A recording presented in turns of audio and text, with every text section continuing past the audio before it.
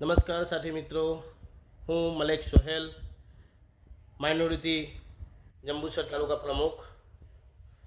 આજે બધાને જ ખબર છે કે આપણા એવા લોકલાલીડા અને યુવા નેતા એવા શ્રી ડેડિયાપાડાના ધારાસભ્ય ચૈતરભાઈ વસાવાને આજે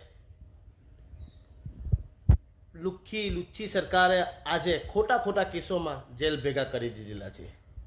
તેના સમર્થન પૂરતે તેના સપોર્ટમાં તારીખ 7/1/2024 રોજ જંગી સભા નેત્રંગ ખાતે યોજવામાં આવેલ છે.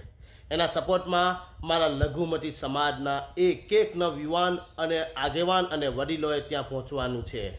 કેમ કે આજે એક લડાઈ ચૈત્ર વસાવાની કે આદિવાસી સમાજની નથી, એ એક લઘુમતી સમાજની છે, અન્ય સમાજની છે. દરેક સમાજ માટે, શિક્ષિત યુવાઓ માટે લડાઈ છે. કેમ કે આજે આપણે આ લડાઈમાં ઊભા નહીં થઈ શકીએ તો સમજી લો કે આવનારા સમયમાં તમે કરી પણ ઊભા થવાના નથી.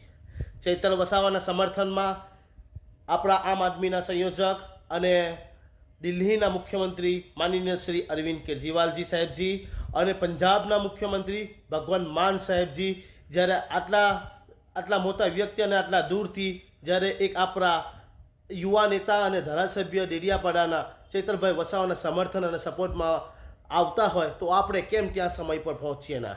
દરેક લોકોએ ત્યાં પહોંચવાની કોશિશ કરવી જોઈએ. આપણા લઘુમતી સમાજના લોકોએ ખાસ મારી વિનંતી અને અપીલ છે કે ત્યાં તમે પહોંચવાની કોશિશ કરો. આજે આપણે કોંગ્રેસને ભાજપ સમયને વર્ષોથી કરતા રહે, કાઢીને કાબડી સરખી જ છે આપણી માટે, સમજી લેજો. ભાજપ ને કોંગ્રેસ બંને સરખી જ છે આપણી માટે, એ કંઈ આપણા ઘરની હગી નથી. આ એક આપણી લડાઈ છે, આ પાર્ટી ખુદ આપણી છે.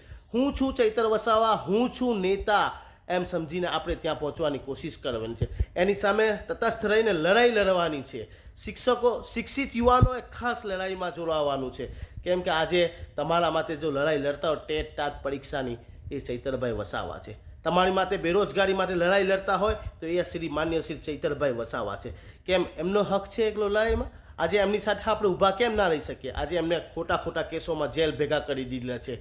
દરેક લોકોને મારી નમ્ર અપીલ છે કે તારીખ 7/1/2024 રોજ નેત્રંગ ખાતે સવારે 11 વાગે ત્યાં આપણે નેત્રંગ ખાતે જમા થવાનું છે અને ચૈતરભાઈના સમર્થન અને સપોર્ટમાં પગમાં પગ મૂકીને ઊભા રહેવાનું છે. હું આમ આદમી પાર્ટીનો એક નાનો કાર્યકર છું, એક હોદ્દેદાર વ્યક્તિ છું, તો હું મારી ફરજ પૂરી કરવાનું છું. તમે પણ તમારી ફરજ પૂરવાનું ચૂકતા ના. સમસ્ત જય હિન્દ.